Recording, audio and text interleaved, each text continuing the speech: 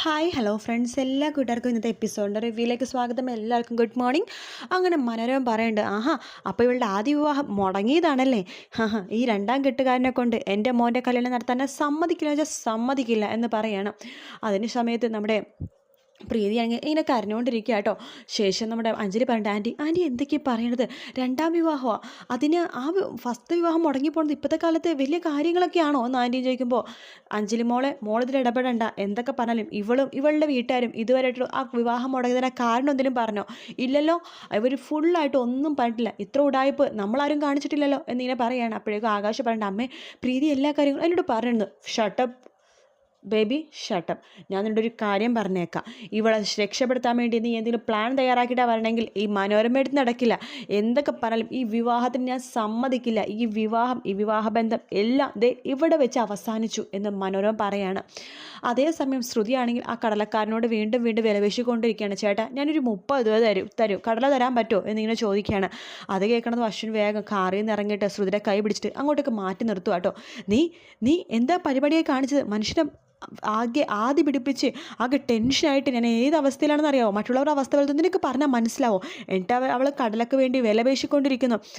നിങ്ങളെ അന്വേഷിച്ചപ്പോഴും അവിടെ ഒരു അപകടം നടന്നു, ഒരു പെൺകുട്ടിനെ ആംബുലൻസ് കയറ്റിക്കൊണ്ടതാണ് ഞാൻ കണ്ടത്, അത് നീയാ വെച്ചിട്ട് ഞാൻ ആകെ പേടിച്ചു പോയി, എത്രമാത്രം ടെൻഷനായിരുന്നു നിനക്കറിയാവോ എന്നൊക്കെ ചോദിക്കുകയാണ്. ആ സമയത്ത് ശ്രുതി ആകെ അശ്വിൻ്റെ ആ പറച്ചിൽ മാത്രമേ ശ്രദ്ധിക്കുന്നുള്ളൂ കേട്ടോ. അശ്വിൻ വീണ്ടും പറയുന്നുണ്ട്, എനിക്ക് എൻ്റെ ജീവൻ പോണ പോലെ തോന്നിയത്, എനിക്ക് വല്ലാത്ത വേദനയായിട്ട് എന്ത് ചെയ്യണമെന്ന് അറിയാൻ പാടാത്ത അവസ്ഥ, എന്നെ ആംബുലൻസിൻ്റെ പുറകിൽ ഓടി, നിനക്കെന്തെങ്കിലും പറ്റിയോ നടത്ത്, ഞാൻ വിഷമിച്ചു എന്നൊക്കെ പറഞ്ഞുകൊണ്ടിരിക്കുമ്പോഴും നമ്മുടെ ശ്രുതി അശ്വിൻ്റെ മുഖത്തന്നെ നോക്കിക്കൊണ്ടിരിക്കുകയാണ്. ആ ബാക്ക്ഗ്രൗണ്ടിൽ ആ പാട്ട് ആണ് പിന്നീട് കാണിക്കണം കേട്ടോ. അശ്വിൻ്റെ ആ പറച്ചിലെല്ലാം തന്നെ ശ്രുതി ഇങ്ങനെ കേട്ടുകൊണ്ടിരിക്കുന്നതാണ് കാണിക്കുന്നത്. ശേഷം ശ്രുതി ചോദിക്കുന്നുണ്ട്, ആ ആംബുലൻസിൽ ഇപ്പം ഞാനാണെങ്കിൽ നിങ്ങൾക്ക് എന്താ, എനിക്കെന്തെങ്കിലും പറ്റിയിരുന്നെങ്കിൽ നിങ്ങൾക്ക് എന്താ എന്ന് ചോദിക്കുകയാണ്.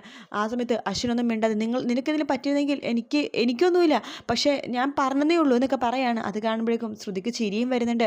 പക്ഷേ അശ്വിൻ ദേഷ്യപ്പെട്ടതിൻ്റെ ആ ഒരു ഇതും ശ്രുതിയുടെ മുഖത്തുണ്ട് കേട്ടോ.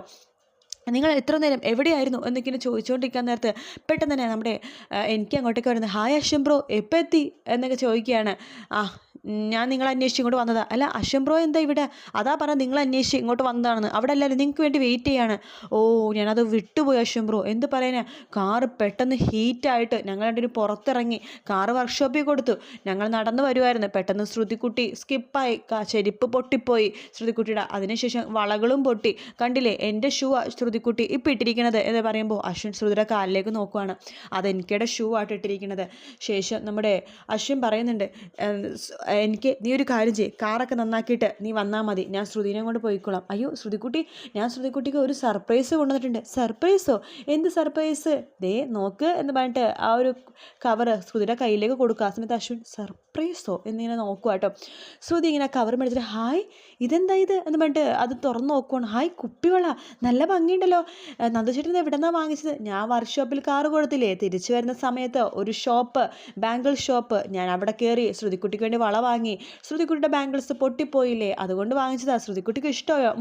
ഒത്തിരി ഇഷ്ടമായി നന്ദുചേട്ടാ എന്ന് പറയുകയാണ്. അത് കാണുമ്പോഴേക്കും അശ്വിനാണെങ്കിൽ ആകെ ദേഷ്യം വരും കേട്ടോ.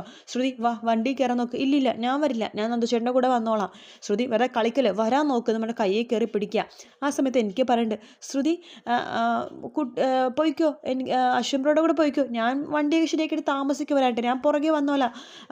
ശരി ബ്രോ, ശ്രുതിനെ കൂട്ടിക്കൊണ്ട് പോയിക്കോ എന്നിങ്ങനെ പറയാണ്. അങ്ങനെ ശ്രുതിനെയും പിടിച്ചു വലിച്ചിട്ട് അശ്വിൻ വണ്ടിയിലേക്ക് കയറുവാട്ടോ.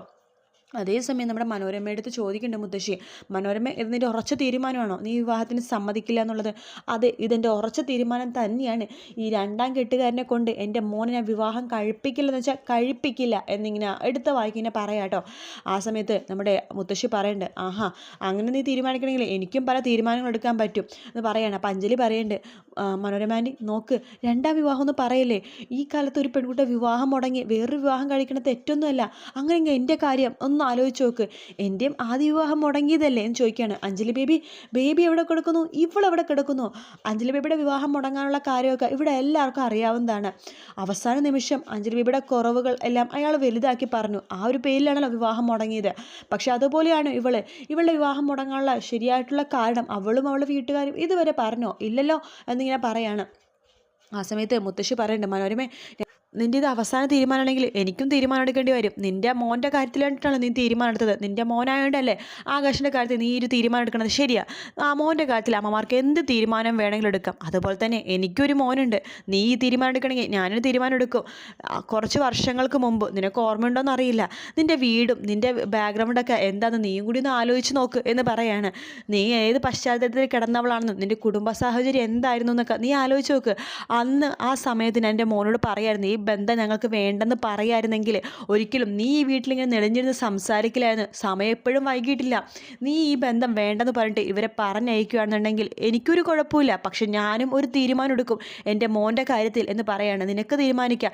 ഇവരെ നീ ഇവിടെ നിന്ന് അടിച്ച് പിരിഞ്ഞ് പറഞ്ഞയക്കുകയാണെങ്കിൽ നമ്മളും തമ്മിലുള്ള എല്ലാ ബന്ധങ്ങളും മനോരമേ ദേ ഈ നിമിഷം ഇവിടെ അവസാനിക്കും. അമ്മ എന്തൊക്കെയാണ് പറയണത്? ഞാൻ പറഞ്ഞത് കാര്യത്തിൽ തന്നെയാണ്. ഇവരായിട്ടുള്ള ബന്ധം നീ വേണ്ടെന്ന് വെച്ച് കഴിഞ്ഞാൽ നീയും ഞാനും തമ്മിലുള്ള ബന്ധം ഇവിടെ അവസാനിക്കും എന്ന് പറയാണ്. കുറച്ചു നേരം മനോരമ മിണ്ടാതിരിക്കുന്നുണ്ട്. ശേഷം മുത്തശ്ശി ചോദിക്കുന്നുണ്ട്, എന്ത് തീരുമാനിച്ചു നീ?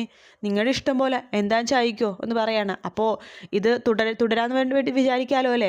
ഇനി വിവാഹത്തിൻ്റെ കാര്യങ്ങളിലേക്ക് കടക്കാമല്ലോ എന്ന് മനോരമ പറയുന്നുണ്ട്. ശരി, അപ്പോൾ എല്ലായിടത്തും കൂടി ഞാനൊരു കാര്യം പറയാണ്. ഇവിടെ വെച്ച് ഇപ്പോൾ സംഭവിച്ചതും സംസാരിച്ചതും എല്ലാം ദേ ഇവിടെ വെച്ച് തീർന്ന് ഇനിയിപ്പോൾ ഈ കാര്യത്തിനെ കുറിച്ച് ആരും ഒരു വാക്ക് സംസാരിക്കാനോ മിണ്ടാനോ ഒന്നും പാടില്ല. ഇത് എൻ്റെ തീരുമാനമാണ് എന്ന് പറഞ്ഞിട്ട് മുത്തശ്ശി അവിടെ നിന്ന് പോവാണ്. തൊട്ട് പിന്നാലെ മനോരമയും പോകുന്നുണ്ട്. പ്രീതി എന്ന് ആകാശ് വിളിക്കുമ്പോഴേക്കും പ്രീതി വേഗം പിണങ്ങി വിഷമിച്ച് കരഞ്ഞുകൊണ്ട് പോകുക കേട്ടോ. അതിനുശേഷം അമ്മായി പറയുന്നുണ്ട്, എന്നാലും എൻ്റെ അഞ്ജലി മോളെ അവരിവിടെ വെച്ച് ഞങ്ങൾ അടുത്ത് അങ്ങനെയൊക്കെ പറഞ്ഞല്ലോ എന്ന് പറയുമ്പോൾ അഞ്ജലി പറയണ്ടേ, നോക്ക് മുത്തശ്ശി പറഞ്ഞല്ലേ ഇനി ഇതിനെക്കുറിച്ചൊന്നും സംസാരിക്കരുതെന്ന്. പിന്നെ മനോരമാൻ്റെക്ക് വേണ്ടി ഞാൻ നിങ്ങളോട് മാപ്പ് പറയാണ് എന്ന് പറഞ്ഞിട്ട് അഞ്ജലി ഇങ്ങനെ കൈ ഇങ്ങനെ കൂപ്പി നിൽക്കുമ്പോൾ, അയ്യോ മോള് നിന്നെ മാപ്പ് പറയണത് അതിൻ്റെ ഒന്നും ആവശ്യമില്ല എന്ന് പറയാണ്. അതിനുശേഷം നമ്മുടെ ശ്രുതിനെ വലിച്ചു പിടിച്ച് വണ്ടി കയറിയിട്ട് അശ്വം പറയുന്നുണ്ട്, സീറ്റ് ബെൽറ്റ് ഇട് ശ്രുതി എന്ന് പറയാണ്. സീറ്റ് ബെൽറ്റ് ഇട് ശ്രുതി എന്ന് വീണ്ടും പറയുമ്പോൾ ഞാൻ സീറ്റ് ബെൽറ്റ് ഇട്ടിട്ടുണ്ട് എന്ന് പറഞ്ഞിട്ട് ശ്രുതി കാണിച്ചു കൊടുക്കാണ്ട് അത് ഷോള് മറിഞ്ഞിരിക്കുന്നുണ്ട്. അശ്വിൻ കണ്ടില്ല. ശേഷം ശ്രുതി അശ്വിനെ ഒന്ന് ചെറുതായിട്ടൊന്ന് ദേഷ്യം പിടിപ്പിക്കാൻ വേണ്ടി ആ വളകൾ പുറത്തേക്ക് എടുക്കുക. ഹായ് നല്ല വളകൾ എന്ന് പറഞ്ഞിട്ട് ആ വളകൾ ഇടാൻ പോവാം. പക്ഷെ അത് കൈക്ക് പാകമല്ല. അശ്വിൻ ചിരിച്ചിട്ട് പറയുന്നുണ്ട്, നിൻ്റെ കൈൻ്റെ അളവ് പോലും അവനറിയില്ല, കണ്ടില്ലേ വാങ്ങിച്ചുകൊണ്ട വള ചെറുതാണെന്ന് പറയുമ്പോൾ, വാങ്ങിച്ചുകൊണ്ട വള ചെറുതാണെങ്കിലും എനിക്ക് വേണ്ടി വാങ്ങിച്ചുകൊണ്ട് വന്നല്ലോ, അതെന്നെ വലിയ കാര്യം എന്ന് പറയാണ്. ശ്രുതി വീണ്ടും ഇടാൻ വേണ്ടി നോക്കുമ്പോൾ കൈയൊക്കെ പൊട്ടുന്നുണ്ട് കേട്ടോ. അശ്വിൻ ദേഷ്യം വന്ന് വണ്ടിയിൽ നിന്ന് പുറത്തേക്ക് ഇറങ്ങാം. നിനക്ക് പറഞ്ഞാൽ മനസ്സിലാവില്ലേ? ഈ വളകൾ പൊട്ടി നിൻ്റെ വെയിനിലെങ്ങാനും കൊണ്ട് വെയിൻ കട്ടായി കഴിഞ്ഞാൽ എന്ത് സംഭവിക്കുമെന്ന് നീ ആലോചിച്ച് ചോദിക്കിട്ടുണ്ടോ? നിനക്കൊരു ബോധമില്ലേ ശ്രുതി എന്നൊക്കെ ചോദിക്കുകയാണ്. അല്ല, എൻ്റെ വെയിൻ കട്ടായാലും എൻ്റെ കൈ മുറിഞ്ഞാലും നിങ്ങൾക്ക് എന്താ മിസ്റ്റർ എന്ന് പറഞ്ഞിട്ട് ശ്രുതി വീണ്ടും ആ വള കയറ്റാൻ വേണ്ടി ശ്രമിക്കുക കേട്ടോ.